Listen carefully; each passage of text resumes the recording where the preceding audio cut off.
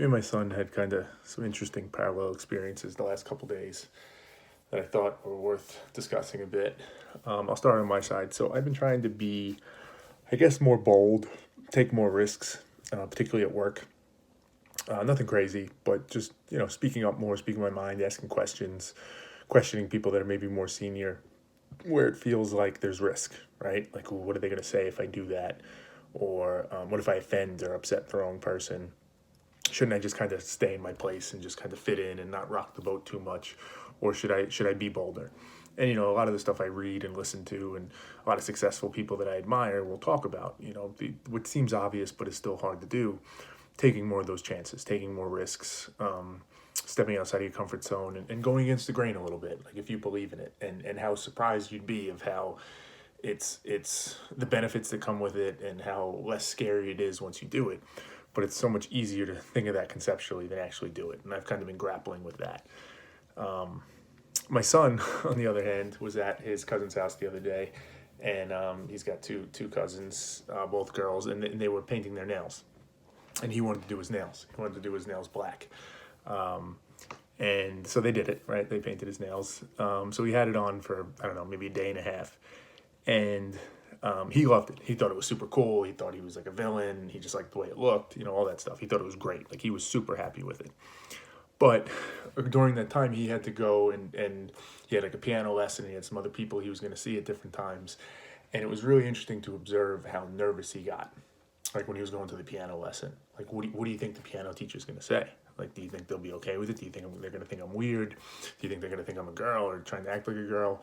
All these different things going through his head. And as I was watching him and kind of observing it, I was thinking to myself, like, this is where this all comes from, right? When you're at this age and he's 7, you start to hit that turning point where you go from just thinking about, hey, what do I like? What do I enjoy?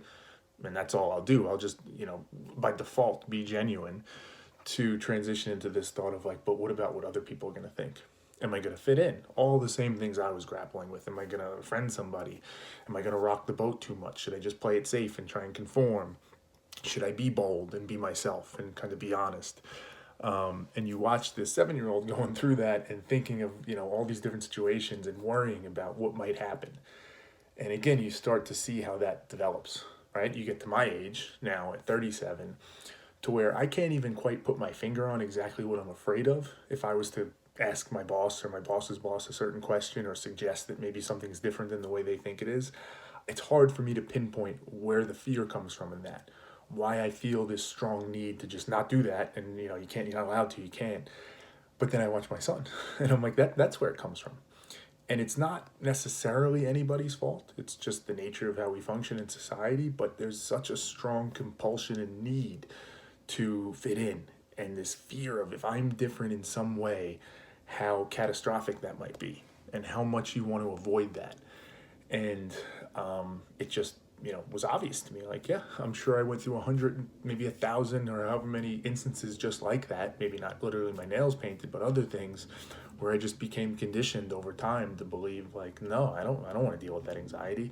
I'll just choose the choice that is fitting in and doesn't put me in that exposed kind of vulnerable place. And it's just another lesson for me of like the value I get of being a parent. Obviously my main objective is to try and do right by my son and help him, be the best person he can be, the happiest, most fulfilled person he can be. But I can't say enough how much, even if unintentionally, he gives back to me as I get to observe these things and see these things, and it forces me to question for myself, and think about it in that way. And in this case, when it comes to him, it's, hey, let me try and do right by him. Let me try and make sure he sees, clarity on, hey, if you believe in something and it's not hurting anybody and you're happy with it, you shouldn't be afraid of what somebody else thinks, right? And if you are afraid of what somebody else thinks, you should kind of trace that back and understand, is there a good reason for it? Do you think there's something wrong with what you're doing? Or not? Like, get the clarity on that. Don't let those things just kind of fester and build, and let that anxiety make the decision for you. And just let that discomfort dictate that, like, I don't like that, so I'll just always avoid it. Sometimes face it. Sometimes stare it right in the face, stare right through it, see what's behind it, see what's underneath it, and see if there's actually something that's scary there, right? Because to become conditioned to this point where, in many ways I am, where it feels so unnatural to be natural. It feels so wrong to be yourself or just be honest.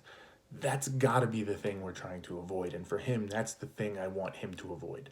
I want him to have the clarity to be himself if he feels like that's what he wants to be in this moment. I want him to be in control of making that decision. So when he went into that piano lesson with his nails done, I'd like to think that was an opportunity for him. That was an instance for him to see it and say, hey, I did it and I survived and I came out and everything was fine. And hopefully build on that so that later on in his life, or whenever it might be, maybe it's later this year, when another decision comes up, it doesn't feel unnatural for him to want to be himself. Right? And it's a hard thing and you figure it out and it's trial and error and it's never all going to go right. But I just think we have to be much more thoughtful, much more deliberate about those types of things so that we avoid being where I am right now. Again, terrified to just ask a question at work, for example.